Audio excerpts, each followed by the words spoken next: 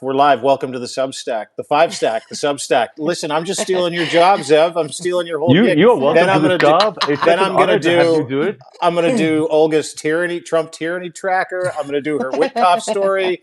I'm gonna do all the things that mainstream media does to both of you, where they follow you around and they take all your scoops and then they spin it and they turn it into their own stories. How does that sound? That sounds fantastic. I'd love that. It'd be like an average day at the office for Amazing. me. Yeah, you're Because what welcome. you're saying, by the way, Olga, amazing, amazing, amazing work today on that big scoop. I mean, you cleaned up on that one, and you every single other newspaper, no other media, no other journalist in this field has been able to do what you did today. You really simply by putting together a timeline, you were able to crack such a massive story, which is where Witkoff was in at the My time of this. obsession with Russia. This is what happens. Thank God for your obsession with Russia, because that kind of fact and detail is so important for everybody. It just helps people understand exactly how compromised this administration is, and we're going to get into it today. Yeah, Um, can I just really set the yeah, table? yeah, go for it. This was the worst and the funniest day of the Trump administration's entire 70 days in office. Oh my God! I mean, I'm worried for America. I'm up here in Canada. I live in the beautiful city of Toronto. I'm watching this because I have a vested interest in it. I know we're going to be talking, and I'm driving around today, which you shouldn't do. And I'm like, oh my God, Tulsi Gabbard said what? Oh my God, Ratcliffe said what? Oh my God, Hegson said what? This is one of the greatest stories that you'll ever be part and parcel to. So let's Well, have some fun. Dean, Yes, Yeah. love. Dean, at least you weren't sitting in a parking lot and getting added to a national security war planning chat. I mean, like Jeffrey Goldberg. I'm In a grocery store. It's like, oh my god, it really is the faulty towers of politics that's going on. Oh It's just the worst, my most God. unbelievably appalling administration we've seen ever, and they're screwing up so bigly. Mayor Pete actually said, "What did he say? It's the largest state. I can't remember now, but it's something like it'll come back to me. Sorry, I Come lost on, that dude. thought. Come on. You got it. It's in there. I Just did I we'll tell you wait I for you. napped. I napped. When I nap sometimes, my brain doesn't connect for like You half an gap hour. out. Oh, Yeah, dude, you should be in the Trump administration then. I probably should. I think he said it's the biggest level of fuck up ever, or something But like that. He used the F word. unfortunately, you're unqualified because you weren't accused of rape.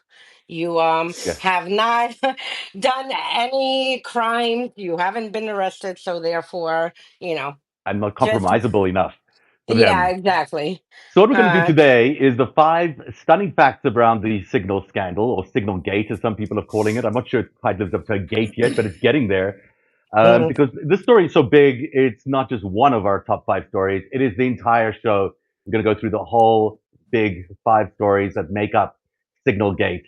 And the first thing is the stunning thing that you were just alluding to, Olga, which is how on earth did a major, major journalist, not just like some two-bit journalist, but a major journalist, the editor of The Atlantic, Jeffrey Goldberg, how on earth did he get looped into a Signal group chat about a military operation that was still underway?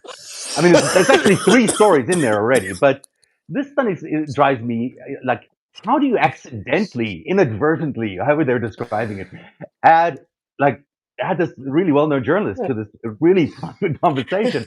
I mean, it's really horrendous. It's like there's nothing to say about it. It's just like How did it how did happen? we Yeah, I don't. want to know how it happened. Like It, Olga probably knows how it happened, right, Olga? I mean, yesterday when I first read the story, my first thought was, thank God it's an American journalist and not a TASS journalist. Because it could have been far worse. It could have been actually someone from Russia. Well, we'll get to that later. But it could have been a Russian journalist who was added. How it happened, I honestly, I don't know. This is, first of all, going back, and I keep laughing about this because I mean, either you bang your head because we're in deep shit as a country, or you laugh about it and just try to make as much noise as yeah, possible. But first of all, why? Forget even why he got added. Why are they planning a war? What targets? What timing? With which payload systems are going to be used on Signal? right. Why? It's Like not even the why? This signal is thing because we have secured rooms, yeah. skiffs. There are plenty of secure devices when you're about to plan an operation for military between the Pentagon, between the CIA, between Department of Justice and the basement of Congress. Anywhere. Manhattan, Washington, D.C., filled with them. And the first thing you do when you get into a skip is you give up your phone, you give up your Yep. Apple Watch, you give up any device that you have on you that could be compromised because so many of these devices are compromised by our adversaries. They're in a lot of people's phones. You know, it's what they do. If you're a target, they will probably find a way into your phone. So you actually, this notion that Radcliffe was talking today that they're allowed to use Signal for workplace communication and coordination does not include war planning. I mean, it does not include your private, personal phone that you're walking around with that you can just like download a commercial app and log on to because you're not meant to have your personal phone anywhere near a skiff conversation. If it's a secure conversation, it's designed for a skiff environment, and therefore you're meant to be doing that there, not anywhere else. And I putting, do have to. sorry, No, no, sorry, no. Dean. Please, no. You go ahead, love. One sec. Yeah, yeah. Go ahead. Just to add, these are our American troops who are Mhm. carrying this out, who are on the ground. They put them in danger. If this would have leaked, they could have been killed. They could have been located. I mean, a number of things could have happened. So, I mean, this is not just, ha ha ha, we're going to be lazy and use Signal because we don't feel like getting our asses to a skiff. This is putting American lives on the line. Go ahead, But Dean. What that's was it. What you just yours? said, that's it. I'm sorry. That is what it is. They're too lazy to go to a skiff is the actual answer for why Mhm. they refuse to do this and why they were on a signal. That is probably what it comes down to. This whole administration is just lazy. Yeah, Mm-hmm. yeah, and not to. And thank you for that incredible segue.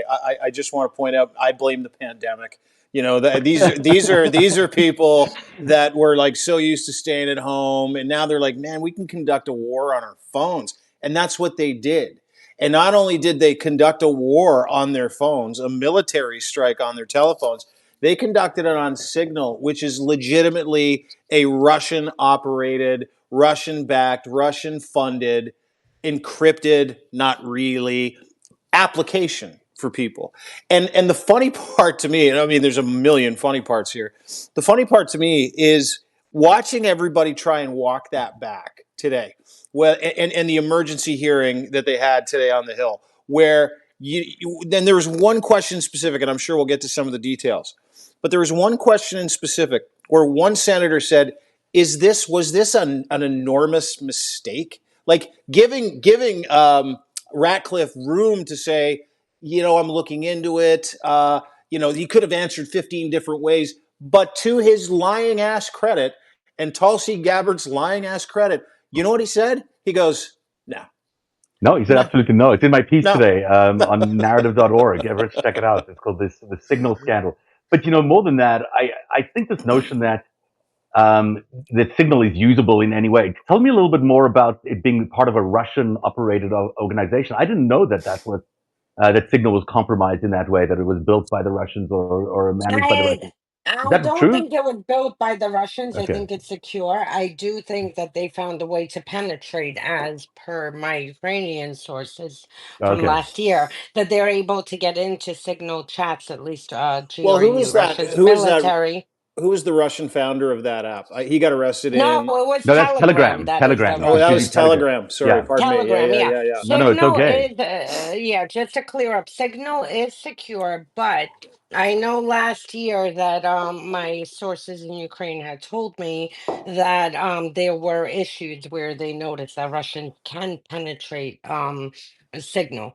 So Because again, you can have it clear, you can have a phone that's compromised, and they'll be able to see everything you're doing on Signal anyhow. But there was also a release last week by the Pentagon directly warning that Signal had been compromised a week yes, ago, by sent the out to all Russians. of the Pentagon saying don't use Signal, it may be compromised.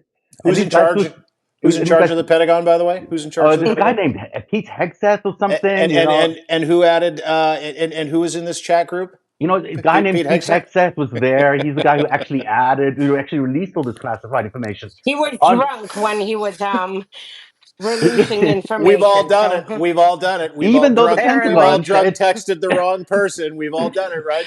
yeah, Listen, who war if has you're plans. not? asking me, if you're asking me for the most plausible reason for this, other than incompetence, is Pete Uh, Hegseth drunk texted way too much one night at about 11:44 p.m. Jeffrey AM. Goldberg gets in there. Is it a.m. Yeah, 11:44 a.m. so, And then 2 hours later on the nuts, everything happened. And if he was hammered at 11:44 in the morning, because that's the most plausible explanation, going, "Oh yeah, I'm oh, going to you're killing conduct a me. war on my phone. This is going to be a lot of fun." I'm like, everything else that he got arrested for, including all of those sexual assaults, probably make a lot of sense to me, right? Absolutely. And, so let's talk about this 1144. That's And number that's a two. good question. Why was Treasury in the chat? What in the heck does Betson have to do with missiles falling on the Houthis? So Well, thank you especially for because bringing that up. every Someone single just yeah, sorry. Every single phone that's on that group, those 18 people on that group, increases the vulnerability of that group being compromised. So the more people you throw in, the more likely it is that it's going to get compromised. One of those 18 people likely had their phone compromised by the Russians, especially when you get to your story. Olga, we'll find out about that later on. But number two is all about Pete Hegseth sharing these details. So it's 11:44 a.m., as we pointed out, and he sends out target weapons attack sequences and timing. And it's 2 hours before the United States is actually beginning operations against the Houthis in Yemen. So there's a number of factors here. One thing is the fact that he was releasing this prior to the attack is just stunning. But it clearly something like that is classified information. It's these guys went to the Capitol Hill today in front of the Senate Intelligence Committee, and they actually said that there was no classified information being shared. It is beyond.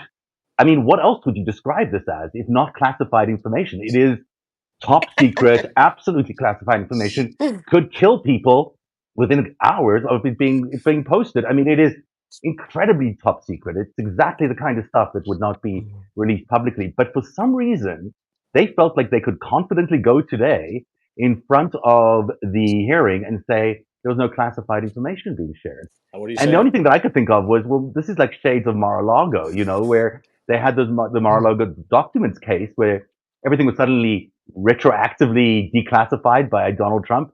Oh yeah, those nuclear secrets I was giving to Russia. Well, I declassified those, so I'm allowed to do that because it's entirely within my prerogative. Which, of course, it wasn't.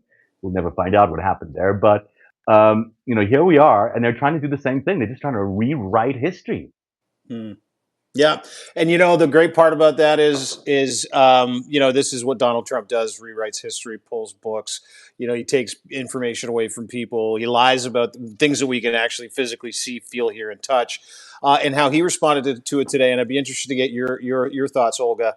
How he responded to it today was very much in line with everything I've ever seen from Trump. Anytime anything goes bad, the Venezuelan thing, where he's like, I didn't even sign the executive order. I don't know what you're talking about. And then Hegseth comes into his office and he's like, yeah, I don't even know what this guy does. And then today, is one of the most amazing things that there's like, hey, were you aware of any of this? And he's like, no clue. I had no idea. And for him to say that as the president of the United Yeah. States, okay, to say you have no idea that you're conducting a military strike on another country, to say that you had no idea that these guys were communicating on Signal, to say that you had no idea, and then on top of it to say, yeah, I really don't have a problem with it blew my mind. Because Yeah, if crazy. dudes and dudettes of America, my friends from Canada, me to you, we're going we're we're going to elect someone up here that wants to know what's going on in his country. That's what we're going to do. What you did is you elected the opposite. You elected someone who not only doesn't want to know what's going on in his country, he doesn't know what's happening. And you've got a bunch of frat boys and drunks talking about war plans on Signal. And he says he has no idea. So either he's lying, which he is, or he truly doesn't know what's going on. And that should scare you even more than a war plan slapped on Signal with a guy from the Atlantic actually in the chat group. Olga, to me anyway. Well, one thing that I am pleased out of this whole Signal Gate hell is that Elon Musk wasn't in the chat, or at least we haven't found out. The co-president or the president de facto was not in the chat. Maybe that'll be next week's bombshell story. The Maybe he second was. thing, I have, on a serious note, I have discussed, many times, because one of my areas is disinformation. And this White House has weaponized disinformation. Everything coming out of them is basically gaslighting, rewriting reality.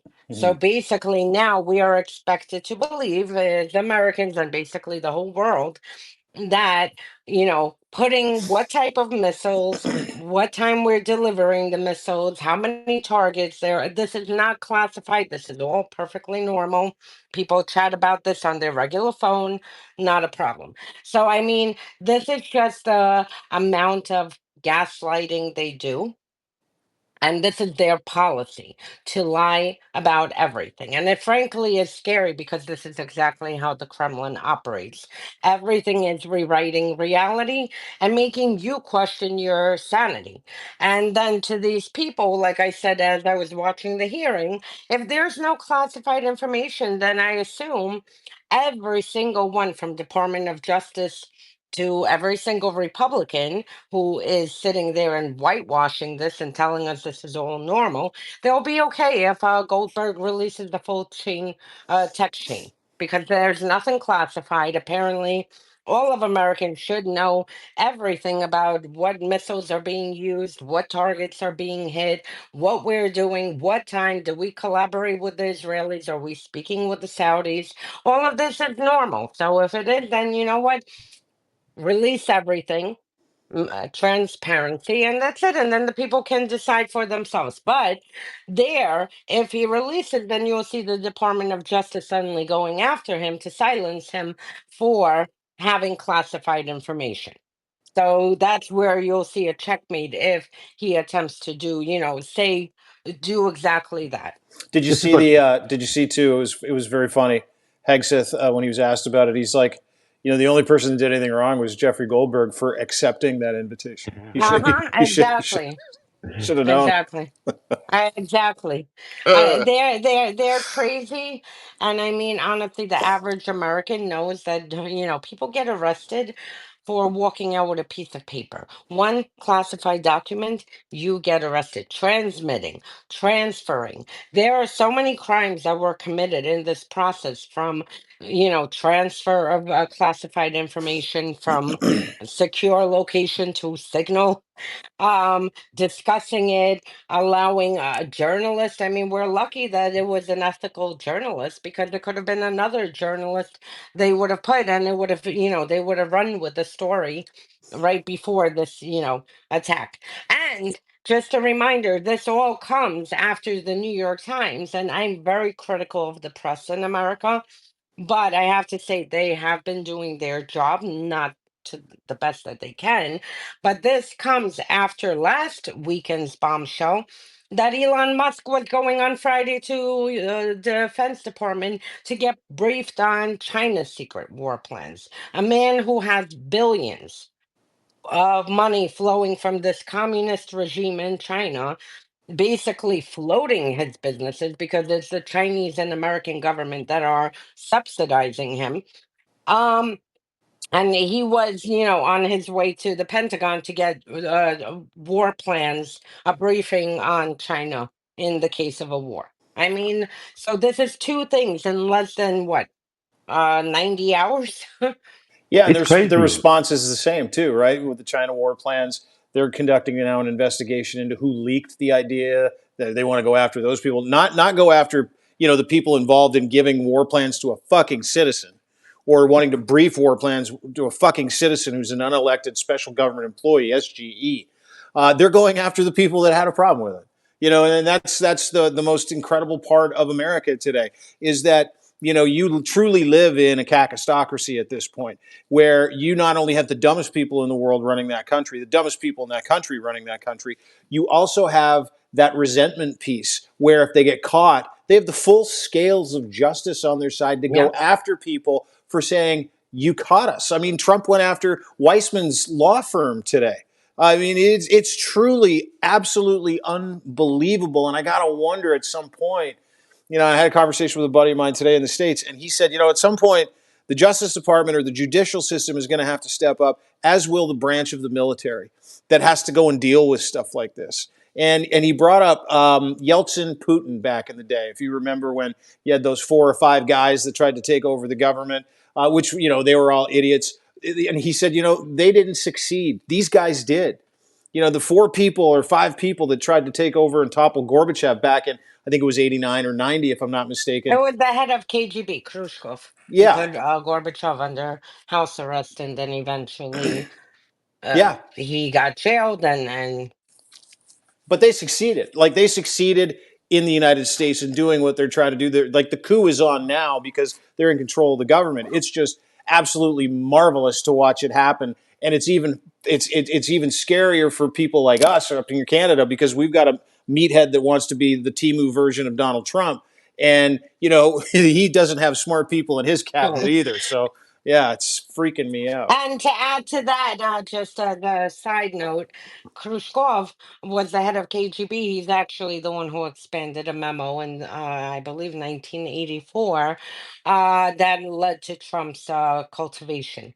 Because prior to that, the KGB specifically focused on the CIA, FBI, military people, technology, like anything that they could steal, technology secrets, state secrets, and it was a Fascinating. very, very, like, narrow form of recruitment. And then in 1984, during the spy wars, because of all the, the Americans who, the KGB who had basically cooperated with Americans, and passed information. The KGB lost those. The Americans lost CIA people who ended up collaborating, like Ames, and then FBI Hansen. So it was spy wars during the 80s. And because there were so many spies being lost, the KGB expanded the memo, and it was Khrushchev who, in 84, said that now we will recruit anyone. So they have to be influential. They could be a business person. They could have influence with government officials. And he gave a set of narratives. And of course, interestingly enough, a set of traits. I've read the memo that at the time, it was declassified after the collapse of the Soviet Union. And it was like the person has to be narcissistic, no, like no moral compass. And like they had specific traits for KGB to look for in order to recruit. And off of that memo, this is based of why Trump was approached around 85, 86, because Khrushchev ended up expanding that memo. So on a side note Yeah, of that was Right. MICE, I think. MICE was their acronym for what they were looking for. Something like money, involvement, Influence. influence, yeah. And then the yeah. last one was ego. I don't remember what the C was, but he sure has a lot of ego. And Trump at the time, for a lot of people don't know, Trump at the time was obsessed with the Soviet Union to the point that he wanted to be an ambassador to the Soviet Union. And he had, his lawyer Roy Cohn, who had ins with the Reagan administration, and he attempted to become an ambassador for the Soviet Union, a real estate dude who was like a playboy on every single front page of the Crazy. New York Post, page 6, Yeah. sleeping with half of New York. And this is who wanted to be our Soviet ambassador. But then he ended up getting his wish and going to Moscow in 87. And then for Here another we are. episode. Yes. Your Well, knowledge is encyclopedic, Olga. It's so amazing. Thanks for sharing all that. Let's get to the number three story about this signal scandal. It's really your story. It's the story you broke today about where the Middle East advisor to the President of the United States, Steve Witkoff, was at the time of this group chat. So you've got this group chat happening. There are 18 people on Signal at various locations on their potentially compromised phones. And at 11:44, this is when Defense Secretary Pete Hegseth shares this detailed plan to attack the Houthis in Yemen. And you figured out that at that time, Steve Witkoff was in the Kremlin? no. So what I pieced together the timeline yesterday night, and it went viral on Twitter. Uh, I broke through the algorithms that were holding me back. Um, but what happened is that when Waltz, the national security advisor, assembled this Houthi chat, how you call it, Witkoff was in Russia. He was just either, I couldn't put the exact timeline except to know that he was in Russia. He either was finishing up a meeting with Putin or had just left the Kremlin and was on the way to the airport. But it doesn't get better than that, But he was in, than that, exhausted the because region. one, he's inside of Russia with, Mm. this signal chat with a Houthi, PC, that something's happening in Yemen soon within the next 72 hours. So the Kremlin, in Russia, anyone knows, and not only Russia, any country tied to Russia or friendly with Russia, you do not travel with devices, period. I know this. I've gone to Eastern European countries. I don't bring a phone, my phone, no laptop, nothing, nothing, nothing. Because they don't even have to take your physical phone. They could walk by intelligence agents and just, they have a program that can swipe the contents off your phone within like a foot away of you without you ever knowing that your phone was cloned.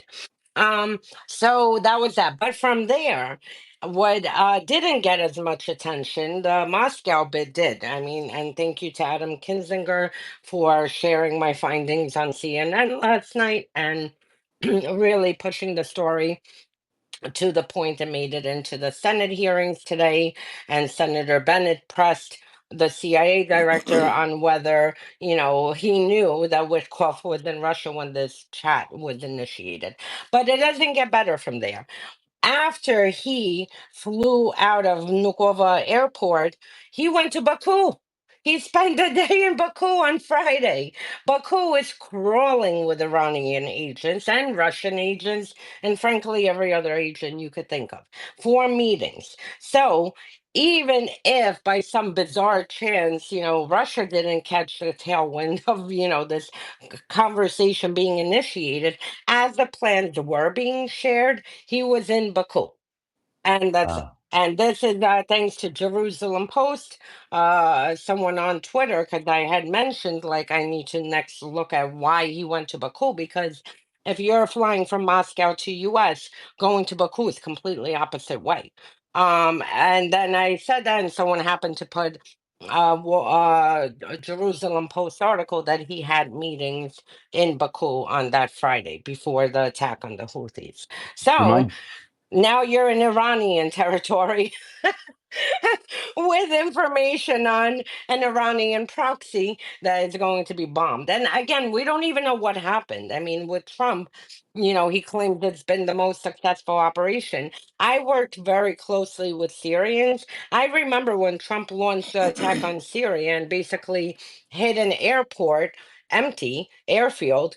Airstrip, actually, after warning the Russians in Syria that the attack was coming. And literally, the airstrip that Trump, said, "Oh, look how tough we are." This was in, I believe, 17 or 18. Um, Look how tough we are. The airstrip was like operational 6 hours later, and the Syrian regime with the Russians were again using it. So again, we don't even know what happened. For all we know, Trump could have, they could have targeted like, I don't know, coconut trees and then claim it as a victory. It's really interesting what you're saying about Russia and then going to Baku, where we must remember, of course, that Ivanka Trump was trying to build Yep. once a while ago the Trump Tower in with Iranian money, Iranian Revolutionary Guard Yep. money in Yep. Baku. But Yep. it's the Russians have been recently, according to the Wall Street Journal, been providing a satellite imagery to the Houthis in order to find their targets, meaning the American targets or the Yep. American ships that they've been targeting. And that has been funneled through the Iranian Revolutionary Guard. So it's not the Yep. Russians directly to the Houthis; it's the Russians to the Iranian Revolutionary Guard, and then to the Houthis. That's how they get the information about who to target. So while this guy was wandering around the Kremlin and Baku, under surveillance by the Kremlin, obviously his phone completely compromised because every phone that wanders around that area, they can see absolutely everything on that phone. He was basically sharing, inadvertently or not, with the Kremlin, the attack plans of the Pentagon were being shared on a signal chat with, the Secretary of Defense 2 hours before the actual attacks take place, releasing all the attack plans. I mean, Well, when this you is say it so. like that, dude, it sounds way worse. It's really bad. It's a level of fuck up, which is what Pete Buttigieg said. Yeah. It's quite unbelievable that they've screwed up so badly. This is not just a scandal about an app or a scandal about a phone being used or whatever. This is a scandal of major national security And guess what? issues. Yeah. And guess what? All of this could have been avoided if they used a freaking skiff. Yeah, Yeah. but I now, mean, now even they if all need to be Witkoff resigning. even if Witkoff, which I frankly don't understand why a real estate guy is running around and trying to make Ukraine surrender to Russia, and and at the end also trying to release hostages. I mean, the guy is a corrupt real estate guy from New York, another one. So Yeah. I'm not sure what he does, but if he's on a need to know basis, Moscow has a CIA, well, not CIA. Moscow has a embassy, U.S. embassy that has a secure skiff. You can go to the secure skiff in the embassy, which, has a better chance of not being penetrated compared to you receiving this on Signal. So this goes back to this chat should have never been on Signal, period. Period, period, period. They should have been in secure locations having this conversation. Without their phones. I mean, at the end of the day, we've got to do without their phones. And sorry, Dean, you haven't jumped in Yes. here for a while. No, What are your yeah. thoughts? I just wanted to point out, I don't know if you remember about 2 or 3 days before, Witkoff traveling around Baku and Moscow, while while operating on a Signal app, telling everybody, yeah, we're gonna bomb the shit. Oh, by the way, I love the emojis. They gave each other emojis too. This, Yeah, yeah. But if you remember, a couple of days before that, Witkoff sat down with none other than Russian propagandist Tucker Carlson.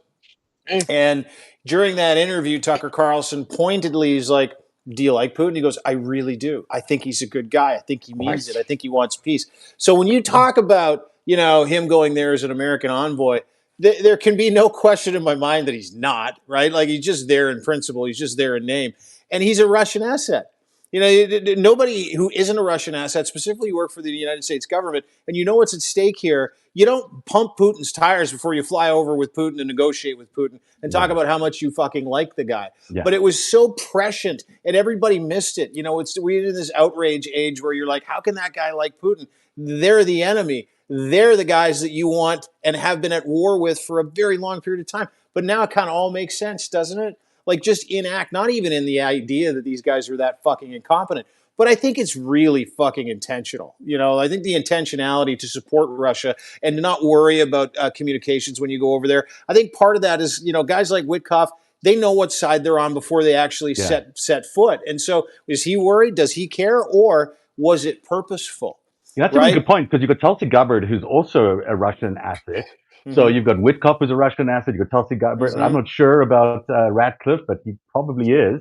He might Um, be, but he is an idiot. That yeah, much I know. that Yeah. yeah. So you've got all these people who are compromised anyhow, who's is in their Yeah. interest to share all this information with the Kremlin. So maybe that's exactly right. Maybe they're doing this intentionally, and they're just parading all this data in front of the Russians so they can have complete access to all this information. So I have one question. It's for Olga or you, Zeb. You might have an answer to this. If you're a career intelligence officer, FBI, CIA, and you're watching this play out, and you're not officially, talking, you don't have a speaking role in the administration, but you're there because you're really good at your job. Have you talked to anybody in those aspects, or from those organizations, or from those agencies, about how they feel about how fucking Mickey Mouse this whole thing is? Not just Mickey Mouse, but the danger that they're putting that country in. Like, I would love to get behind the mind of somebody who took that job seriously prior to the Trump administration taking over.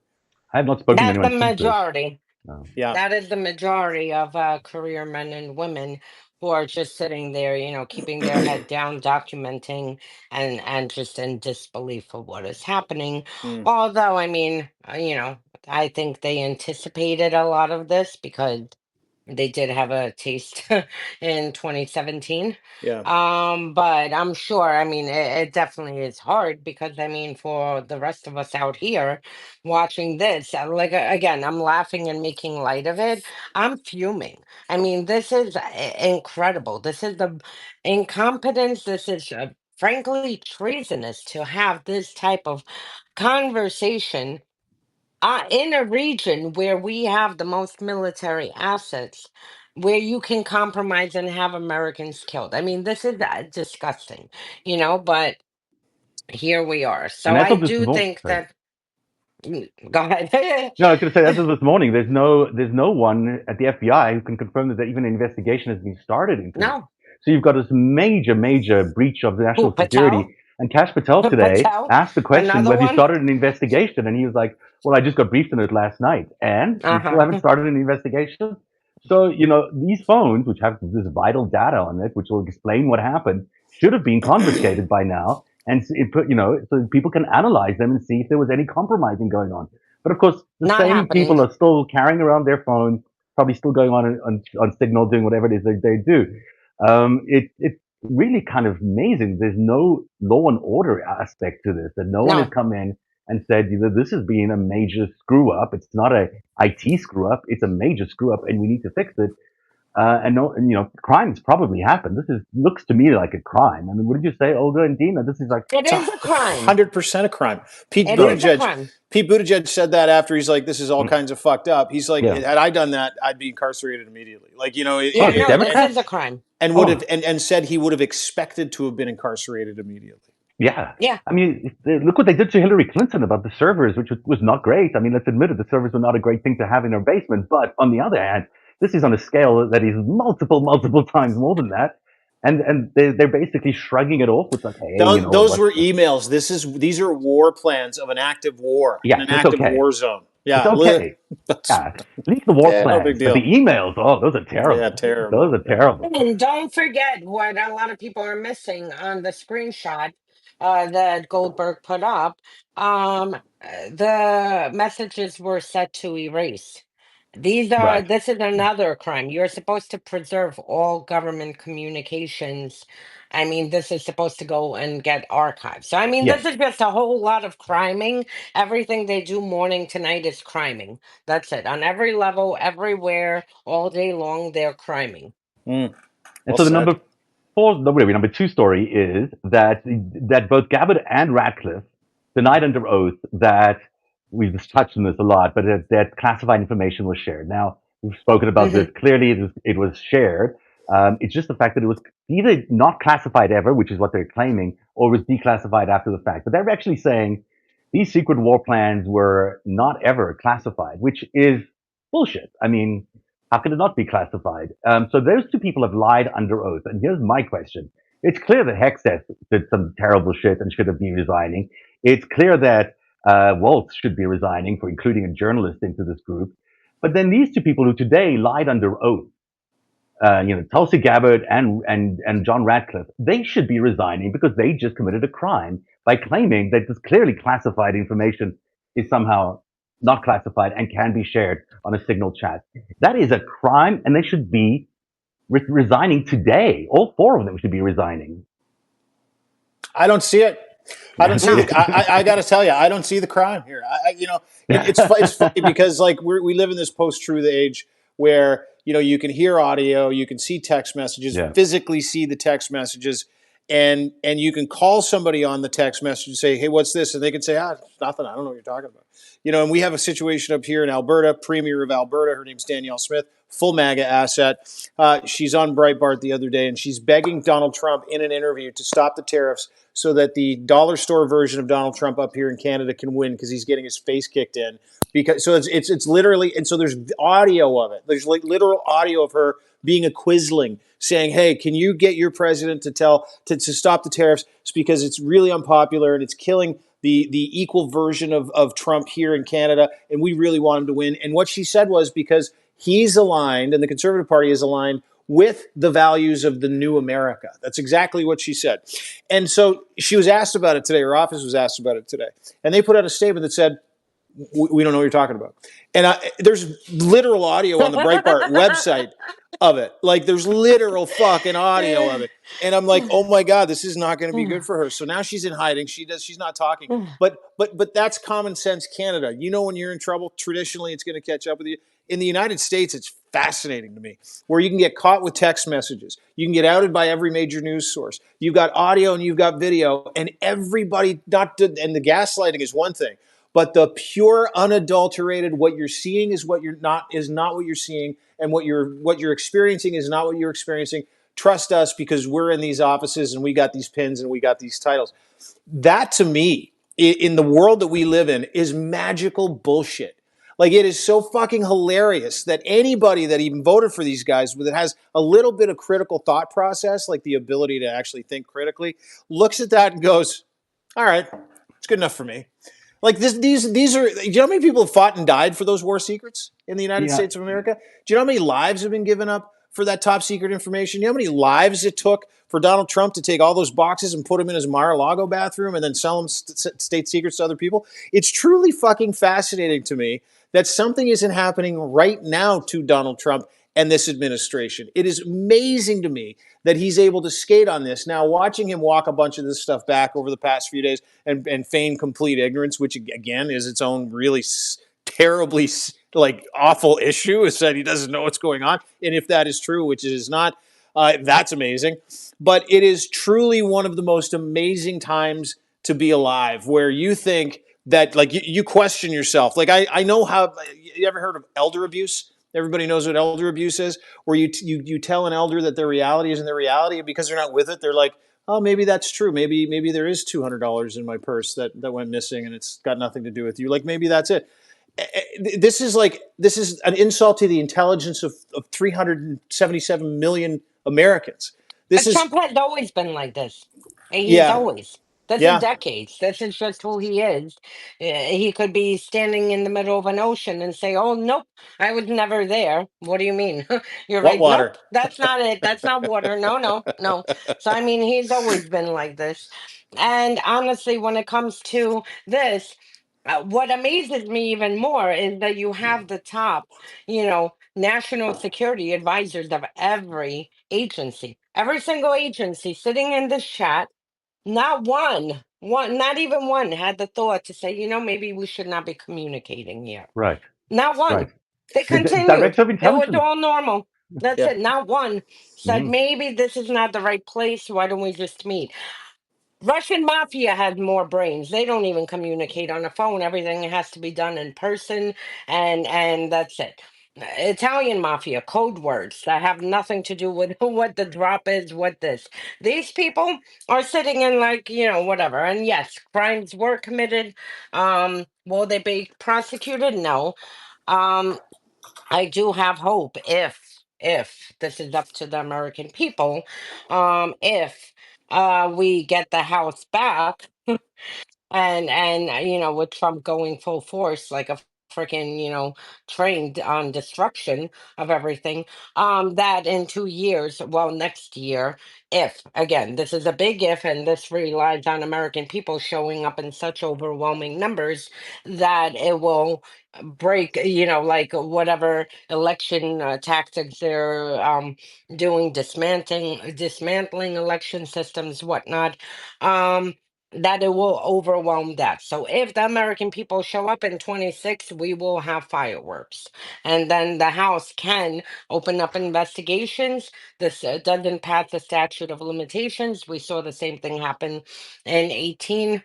uh, yeah, 18, when the Democrats took the House, and then Nancy Pelosi in 19 opened up impeachment hearings. So yes, and this time Democrats really better go full force. But as far as everything else, this is the price that people are paying now for having a Russian style system where every single critical agency is basically, has Trump's loyalists installed, and that's it. I mean, Pam Bondi's more worried if you're protesting in front of a Tesla than, our national security secrets being shared Mm. on Signal. Yeah, I mean, look, So, it's just living in a police state. This is what they do. They have an entire infrastructure that's designed entirely to create narratives, to build stories, to create myths around the leader. And this is what America's become. It's become like a myth-making place where people live in a false reality. They don't live in the real world. They're not moored by real facts. They just believe whatever they're told by the various institutions that are sharing this with them. Can I, sorry to Yeah, cut, can I just, yeah. because saw that comment, we will have elections. It's up to the people. And I can promise you, if Ukraine was able to have elections with a Russian agent inside of the government in 13 and Russian agents in every single apparatus embedded, and Maidan happened and the Ukrainian people demanded a fair and free election and the treasonous president scuttled off to Moscow to hide, we can have it. It's up to us.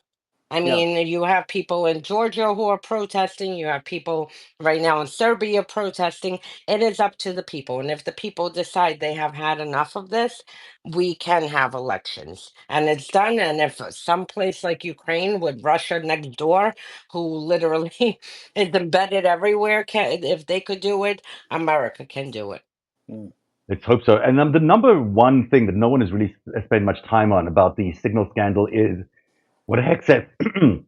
So Hexet, while he's doing this whole thing, while he's handing over these top secret war plans to 19 other people on a signal chat that could be compromised by the Russians because he's got people in the Kremlin with their phones probably tapped by the Kremlin. While he's doing all this, he actually declared, because he doesn't know what the fuck he's doing, that we are currently clear on OPSEC, which means we are currently clear the operational security issues that would stop me from sharing this with you. So I'm going to share this with you, even though the operation is still ongoing. I mean, this thing is still happening. But he says we're clear because, hey, we must be clean and OPSEC, or whatever that means. And so, here he is saying this, declaring this thing is okay, even while doing this thing that is completely criminal, and then not realizing that he's doing this thing that's completely criminal. And it's such a it's such a fuck up. It's just such a fuck up. And the irony, one of like the top journalists being put into this chat to actually document. This is why I mean they can gaslight all they want. This journalist has every receipt. He has everything from the moment he was, uh, hey, called, received an invitation from the National Security Advisor to the moment he was, added to this Houthi chat, and then everything until the moment he left. Who was in it? Everything. So, I mean, he has the information. It can easily come out to the public. And so, all they could do, they could lie all they want, it doesn't matter because the truth will come out. Two things. I think a who'da thunk this would happen, putting those really competent people into those positions. That Like guy, who'da yeah, who'da thunk it? he seems so qualified. He really did. Who'da He thunk was, it? Yeah, had a right. history in the military. He knew what he was Yeah, he's a doing. He was weekend Fox News. broadcaster. That's the guy that needs to Yeah, run the Secretary of Defense. That's my guy, yeah, Pete Hegseth. Yeah, yeah. Iron Jaw Fox Pete News. Hegseth. Yeah, place to go. So Democrats deserve some blame because some of them voted for him and put him in there. Same with Tulsi Gabbard. Same with John Ratcliffe. I mean, this isn't just Kash Patel, who's Dan Bongino. When you give podcasters the reins at the FBI, stuff like this is going to happen, right? Like it just is. But really, the interesting part to me is, and there are a bunch of really interesting parts, is how a guy like Pete Hegseth can say OPSECs are clear, and then the entire apparatus screams back at him, "No, they're not," and then he doesn't say anything after that. Like he's like, I don't know what you're talking about. Then he It's criticizes the wild. journalist. Then he Yeah, tells everyone that the journalist yeah, is some incompetent person who's yeah, telling a bunch of lies. yeah. I mean, He's full of shit. He's and terrible. Goldberg is But a that's great journalist. I but mean, so he's one of the best journalists. yeah, And again, like think about that. It's deny, it's vilify, it's destroy the reputation of the other person. It is playbook, textbook. It is, the second that you get caught, it's like, and Donald Trump does it every day when someone asks a question he doesn't want to answer. He's like, "Who are you with?" NBC. "Yeah, you're gonna close shop soon. You're terrible. You're nasty. You're the worst. Who are you with?" Politico. Politico is nothing but a dumb rag. yeah. Like literally anybody that calls any one of these people on it, the only thing in their playbook is to say, "Yeah, you're out to get me and you're the worst and you've always been out to get me and fuck you." But really, what I love watching now, like I love watching the tone that all these guys have when they're trying to deny what we can clearly see, feel, smell, and touch, where it's just this incredulity, like really, and you're like, yeah, but well, what about this? That guy's the worst. No, but what about this? That guy might be the worst, but what about these text Yeah. messages? That guy's the worst. Yeah. And they don't move off of that. They stay on that train. They stay on that trail. And the last thing I want to say, which I think is really funny, because you think about it as somebody that gets inside information, and I've been known to get a few texts from time to time, break a few stories, like Pierre Yeah. Polyev, Dollar Store Trump, the dude up here, doesn't have his background security clearance, and we were the people that broke You that did three break years that. ago. And now it is legitimately the number one trending topic in this country, and liberals are crushing him with it every single day.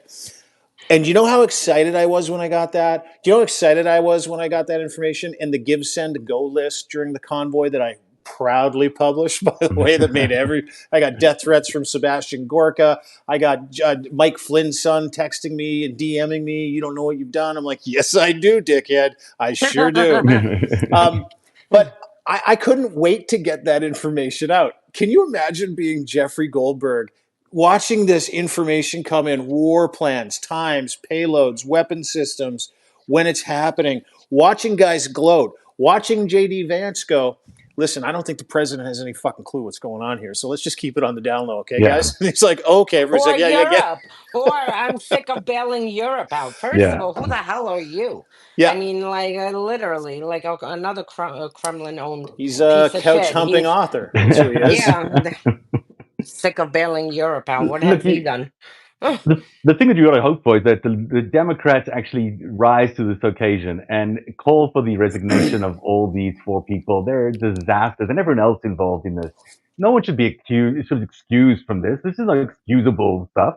I mean, it terrifies me who's next in line.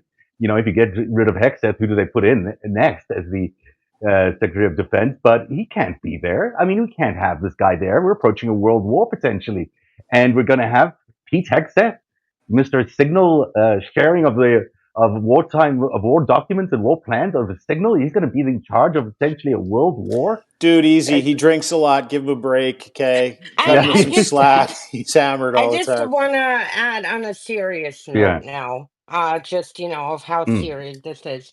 We're having fun with it, I mean, again, like it's either you bang your head in the wall and scream or you laugh about it.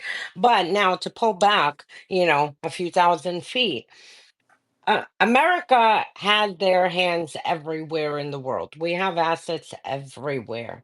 And I mean, between Trump cozying up to Putin and Witkoff's, statements to the point that Wall Street Journal even came out and which is unprecedented and called him basically a Kremlin propagandist.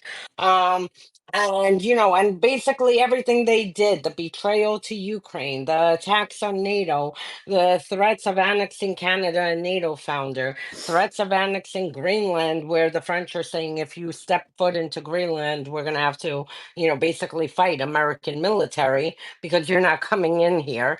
And again, this is under a NATO umbrella. And I had written about this, a few month ago. It feels like a century ago, but all of these things, shutting off weapons to Ukraine, cutting intel sharing, all of this gives pause to every single ally. And American military is everywhere in the world. The only reason they are kept safe is because there are informants who are working with our intelligence apparatus, keeping them safe, providing information.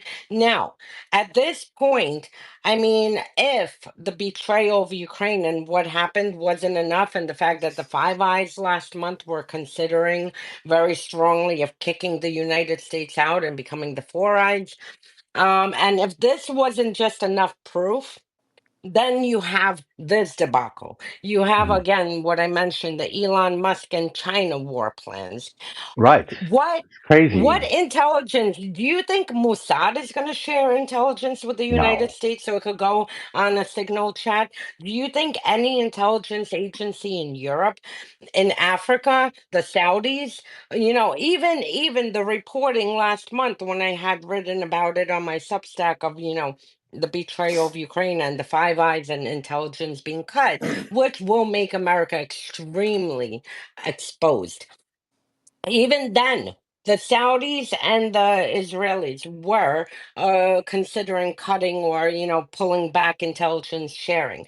What do you think happens now after this scandal? The fact that everyone from the Secretary of State to the National Security Advisor to the FBI director to the head of the whatever DNI, Director of National Intelligence, every single one, 18 people sitting on a chat with fucking emojis excited, about what they did, planning a war, a military operation. After this, I guarantee you, the minute that story broke yesterday, every single intelligence agency around the globe had an emergency meeting saying, whoa, we cannot compromise our people. We cannot have our intelligence being shared on a signal chat by America's, top national security people. And that's it. And this is going to make America, I mean, what happened on 9/11 is going to be child's play compared to what will come, because America will be left completely in the dark, as Canada's not going to share intelligence Mhm. after America threatens to invade them. Mexico is not going to share intelligence. No one in the Middle East, no one in Europe, Ukraine. I mean, frankly, I think even they know very well any information going to Trump is going straight to Moscow. So I mean, this is the bigger, more dangerous picture of what is happening. Not just the chat, but what the future holds because of this incompetence and this insanity. So let me I'm just done give you. ranting. No, No, I that's love good. That's that. important rant. I love you, sister. Mm. You're the best. That was a great rant. Um, just to back you up from Canada, from the Great White North, had a conversation today with somebody in well, let's just say somebody, and apparently Canada has already not just curtailed but almost stopped all intelligence sharing with their counterparts in the U.S. They're not making a big deal out of it. Australia's done the same. So the Four Eyes is really the Four Eyes unofficially already, from what I understand. And that was prior to this, right? That was prior to this nuclear fuck up. That was prior to this JV school bullshit that we're watching right now with these signal chats that they're being shared with reporters. So just a quick update from Canada, number one, and number two, a little thing that everybody might have missed. If you're wondering, if you're curious as to the danger Canada is to the United States, little something happened in that Senate hearing today where one of the senators, who clearly knew what he was talking about, asked Tulsi Gabbard, So because they got the ATA report on yeah, where the fentanyl comes from really into the United yeah. States. Didn't disagree fentanyl's a problem. And he goes, so Tulsi, explain something to me. All these countries that are on this list, I don't see Canada. Where is it? And she goes, well, I'd have to consult that and get back to you and see what that number is. But those are the biggest problems that we have right there when it comes to fentanyl. He goes, so Donald Trump has been talking about this, like this water slide of fentanyl that just gets pumped into the United States from Canada, and they called them an enemy combatant. So are they an enemy combatant? She goes, I'll have to get the numbers. And he goes, no, actually, you don't have to. I have them here. Less than 1% of any fentanyl from the United Hmm. States, it comes from Canada. So I'd be interested to see your new results. Tulsi Gabbard's face was a light ochre after that. It was, and you know what? I put that out today, and that whole thing went viral, Yeah, and it was just kind of a little fun aside. yeah, But to your point, you cannot believe anything any of these No, jackwagons are saying, because these nope, jackwagons are saying things to obscure, to bring chaos, and to bring excuses for their expansionist dreams. That's what yep. they were trying to do with Canada, and they got shut the fuck out today. So, as a yeah. Canadian, I just want to say, A, we got your back. We're not sharing any really important shit with you. Number one. And number two, told you it wasn't our fentanyl, had nothing to do with us. As a matter of fact, 25 times the amount of fentanyl that goes into the United States from Canada comes from the United States into Canada. So we're going to have a talk about tariffing you guys for that. That's all I'm saying. Yeah, it was a fantastic moment, and to hear Tulsi basically trash the entire administration's 51st state policy is kind of It's There good. It's goes. good to Yeah. hear it. It's good to hear it. Isn't it great? It is good, and that's why we need to keep speaking out, and everyone who has information needs to keep putting it out. And frankly, with the Dems, I know people are saying they're in disarray. First of all, they're not in disarray. I mean, there's so much that's being pummeled at the same time. Can Hmm. they have better messaging? Absolutely. But today, I mean, when it mattered, and this mattered, from yesterday, I saw one Democratic congressperson and senator, I mean, House and Senate screaming about this. And in a short time, we had the hearing, and they asked questions that were on point, breaking down every single lie and making these people lie under oath, which, again, like I say, if we get the House, they committed another crime today, lying under oath on top of all the other crimes. Absolutely, and that's going to survive, as you point to statute of limitations. That is our show tonight. Thank you for being here for the Five Stack. We've covered the top five things you didn't know, or the stunning facts about the Signal Gate or Signal scandal. Dean Blundell, anything to say on the outgoing out here tonight? Yeah, absolutely not. I just, America. Fuck. I'm sorry. I mean, like we're trying to head it off at the pass here. Like April 28th, we've got our own election. We're going to try and deal with, because this is sort of the last bulkhead for democracy in the Western civilized world, and we're here for that. And so we're going to come to bat for you. We're going to vote for the right guy. Mark Carney is the guy. It is not Pierre Poilievre. We are going to make this happen, and we're going to stand tall for our American friends. Listen, we know this administration is not America. We know that what No. we're watching is not what the American people voted for. We love Americans. We cheer for Americans, but only real Americans. So all the best to you. You're going to survive this. And try to do what we did. Yeah, you can have a serious look at this. You can have a serious conversation about it. But my God, you're witnessing the dumbest people on the fucking planet run the United I States of know. America right now. And Olga Loutman, anything you want to say? Congratulations. What a great day for both of you. You both Great did a job. great job with both of those stories. But Olga, tell us a little bit more about what your feelings are on the way out, and thanks for being here tonight.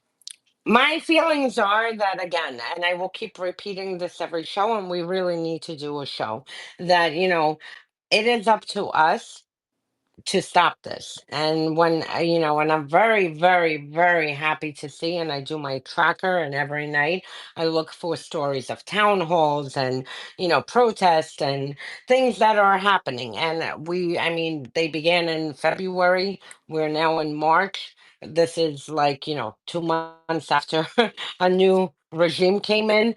Normally people are like, quiet. Like, this is not election season by any means. No one thinks about election or politics, and people are coming out. And my point is, they will do what they will do. There's no accountability. Everything is compromised, and it will be up to the American people to come out and set this straight. And that's it. And I'll keep repeating it because we're not going to have any savior. We're not going to make it, frankly, till 2000 whatever 28. It is going to be up to us. We have to pushback, and pushback has worked. It is working. We've stopped things that are happening between the judiciary, between people's outrage, on various topics. Even the fact that there was outrage over the Pentagon deleting historical events and facts about women and indigenous people and or minorities who participated in our history and make America what it is. This pushback was so loud that they had to go and restore this information. So we just need to keep pushing back, screaming about everything minor, something like this, nuclear, and that's it. And hopefully we will We'll get make through this. it. And my only thing is to say that I hope Democrats push back. I hope they continue. Just because the administration is going to say there's nothing that happened Yes, wrong code here, talkers. you guys need to push for the resignation of these poor guys. I mean, I know it's your whole national security team, but they all suck. They're all compromised, and they've all done some terrible things in this group chat, and they should all be resigning. And that is the Five Stack tonight. Thank you for being here. We're doing it every night this week, so we'll see you tomorrow at 5:30 here on Five Stack. And thanks for being here. Thanks, Bye. everybody. Bye.